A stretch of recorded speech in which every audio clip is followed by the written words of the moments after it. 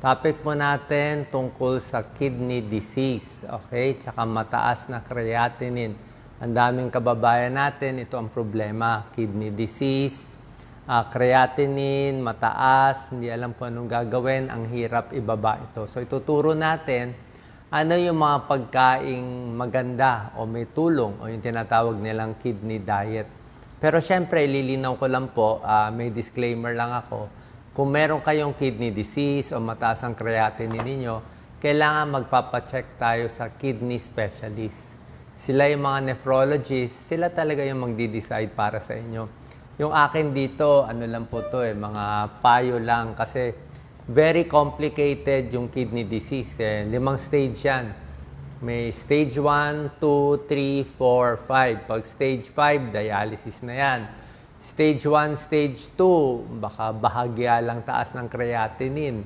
Stage 3, Stage 4, yan, mataas na creatinine, may sira na yung kidney. So, itong diet na ipapakita ko, para po ito sa medyo malala na.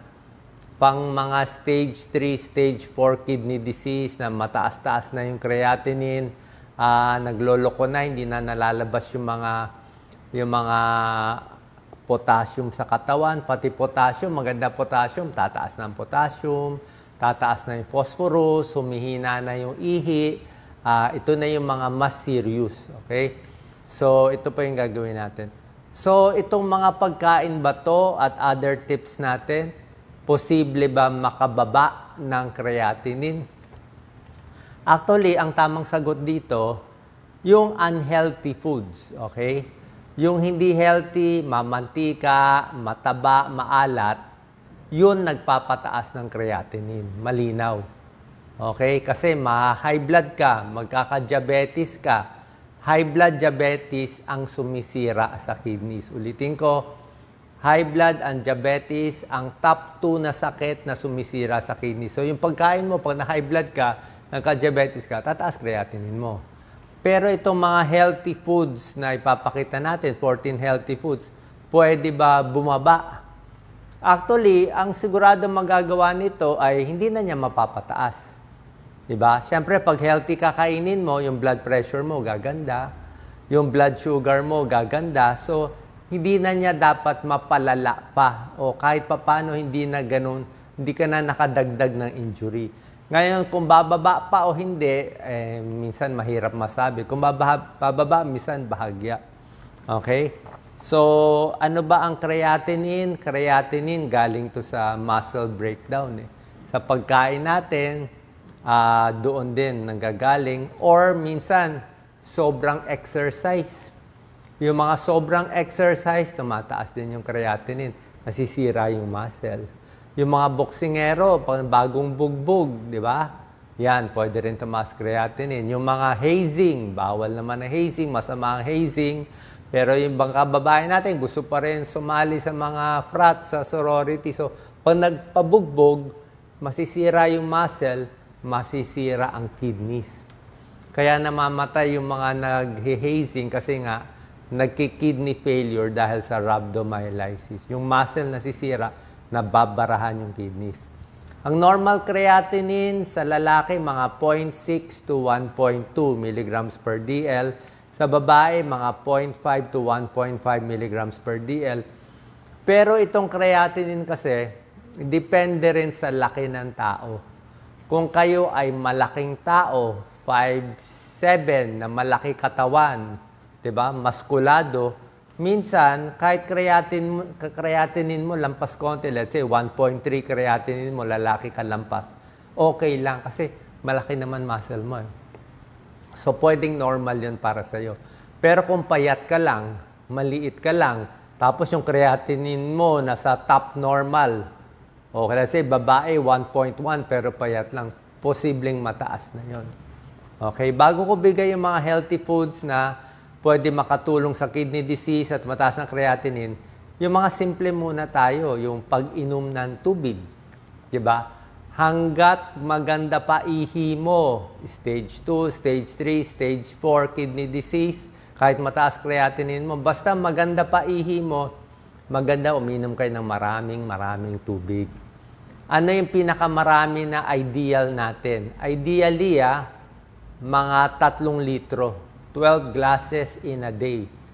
Okay? Kasi pag mga 10 to 12 glasses in a day, tubig or liquid, pag inom mo yan, pag ihi mo ng marami, siguro ang ihi mo mga 2 litro, 3 litro na inom mo, ihi mo mga 2 litro or more. Kasi iba naman lumalabas sa pawis, iba lumalabas sa dumi, siyempre yung dumi may tubig din, o sa hininga. So pag nakaihi ka ng 2 liters, kahit papano pwedeng mabawasan yung creatinine. Diba? At least hindi na tumataas. Ngayon, pwede ba sobra damihan ng tubig? Kunyari yung iba, 4 na litro or more. Actually, sa pag-aaral, parang hindi rin maganda yung sobra daming tubig. Yung sobra dami, yung 4 liters, which is 16 glasses, parang wala na rin tulong. Mga ano lang talaga, 8 to 12 glasses, 2 to 3 liters yung pinaka-ideal para hindi tumaas yung creatinine. Tapos iwas sa sobrang exercise at sapat na tulog, may tulong din. Pag tulog kasi tayo, mas hindi gumagawa ng creatinine yung katawan natin. Mas hindi tumataas siya. So, may tulong din yan. Tapos sinabi ko nga, pag mag-exercise, lakad-lakad lang. Huwag masyado yung marathon na matagal o bodybuilding masyado o sobrang init, hindi rin maganda. Tulog, mahalaga. Ito pa pala. Pagdating sa protina, okay? Ito lagi tinuturo sa akin ng kidney specialist na lagi kong ginigest, Dr. Montemayor. Ang payo niya sa mga matataas ang creatinine ay ayusin ang pagkain. Ibig sasabihin niya, gulay-gulay lang tayo. Okay, taas ko lang ito. Mabagsak Gulay-gulay lang tayo. Yung mga karne, babawasan. Baboy, baka, binabawasan. Bakit? Kasi pag marami ka kinakain ng baboy, baka, tapos mataas na creatinine mo, pwedeng lalong tumaas. Pag maraming protina, yung sinasabi ko po, ililinaw ko, may magko-comment, di nila maintindihan. Itong sinasabi ko, pang kidney disease stage 3, stage 4 na mataas ang creatinine. Kung kayo ay hindi mataas ang creatinine, gusto mo kumain ng 4 na mang-inasal, o di kainin mo, pwede naman siguro. Diba? Wala ka ng problema. O bata ka, gusto mo kumain ng 5 pork chop, o hindi healthy, pero tingin ko wala namang mangyayari sa'yo. Kasi okay pa kidneys mo Pero kung may sira na kidneys mo, yung protina mo, konting-konti na lang. Sabi nga niya, kung meron kang pork chop, kalahati, durug-durugin mo Parang giniling, ilagay mo na lang daw sa kanin mo para ma-imagine mo maraming protein. So, animal protein, baboy, baka, bawas. Sa mataas na creatinine sa stage 3, stage 4. Pero tulad na sinasabi ko, ang kidney doctor nyo ang final say, hindi ako. Siya ang Supreme Court kasi nga iba-iba yung payo. Depende. Baka sabihin niya, hindi pa malala ang kidneys mo, pwede ka pa mag-protein. O hindi pa malala kidneys mo, kailangan mo pa potassium, pwede ka pa mag-saging, pwede ka pa mag-patatas, high potassium. So, depende yan sa stage. Pero itong tinuturo ko sa inyo, dun sa medyo malala na. So, pag malala na, bawas protein, bawas potassium, bawas phosphorus. Tulog, mahalaga. Pain reliever, iwas. Diba? Lagi ko sinasabi, mefenamic acid, ibuprofen, nakakasira ng kidneys. Bawal na yan. May antibiotics na bawal, pero paalam nyo muna sa doktor nyo. Okay? Sodium, asin. Siyempre, babawasan ng asin. Kahit ano pang stage, babawasan yung asin kasi nakaka-high blood. Okay? So, tingnan na natin itong 14 foods na maganda sa kidneys. Maganda siya sa kidneys, itong 14 foods, kasi low potassium na, low sodium, low phosphorus. Diba? Sa ordinaryong tao, sasabi mo, lahat ng gulay pwede. Diba? Lahat ng prutas pwede. Sa normal na tao. Pero pag may sira na kidneys, hindi na lahat ng prutas pwede. Hindi na lahat ng gulay pwede. Heto na lang. So sa gulay, cauliflower pwede. Okay, mataas sa vitamin B, vitamin C, mababa sa sodium, mababa sa potassium, mababa sa phosphorus. Fatty fish, di ba? Imbis na baboy baka, isda na lang. Di ba? Mga tamban, tuna, tawilis. Di ba? Fatty fish, pwede na. Pwede rin ang strawberry. Okay? Saging kasi, maganda saging, healthy. Kaya lang, tulad nga sinabi ko, pag stage 3, stage 4 na may sira na yung kidneys, pati potassium di na lumalabas eh. Nag-iipon na sa katawan. So, pati saging hindi na nga po pwede pag malala na.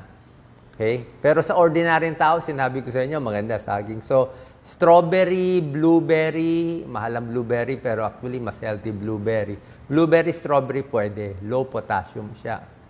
Number 4, red grapes. Maganda ang ubas. Ubas sa may sakit. Ang maganda sa ubas, meron siyang mga resveratrol, anti-cancer to, meron siyang mga antioxidant, may mga flavonoids. Kaya nga, parang red wine pero walang alcohol. Red grapes, maganda. Number 5, pwede ka egg white. Ang iniingatan lang natin yung cholesterol ng egg yolk Pero yung puti ng itlog pwede. Sa egg white pwede mo kainin. Number 6, garlic. Diba?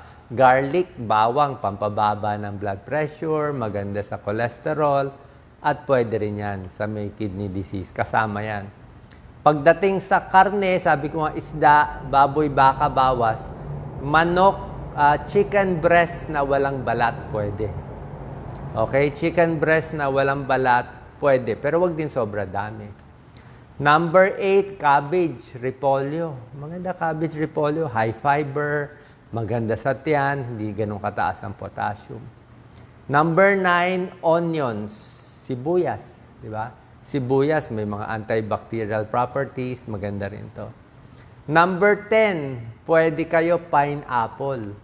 Pineapple, may bromelain to Bromelain, vitamin C, tsaka itong ang pineapple, hindi masyado mataas sa potassium. May potassium pero not so high. Number 11, radish, labanos. Diba? Labanos, pwede siya. Number 12, singkamas.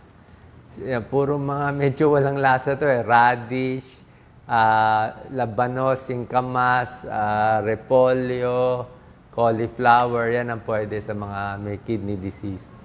Number 13, shiitake mushroom. Maganda shiitake mushroom. Anti-cancer properties ng shiitake mushroom. At protein din siya.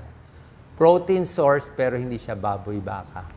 Number 14, bell pepper. Mataas sa vitamin C, makulay, napakaganda. So basically, ito yung 14 foods. Meron pang ibang pagkain pero medyo wala sa Pilipinas. Yung mga arugula. Kasi ang spinach, mataas sa potassium. Ang kale, mataas din sa potassium. Arugula, mababa sa potassium. Olive oil, basta kung anong mantika, konti lang gamitin nyo. Huwag masyadong maraming mantika. Sa nuts, mababa rin. Mas kidney-friendly ang macadamia nuts. Kaya lang, mahal ang macadamia. Tsaka hindi available gaano sa atin. Cranberry, wala naman tayong cranberry dito. Pero cranberry, maganda sa kidneys for kidney disease.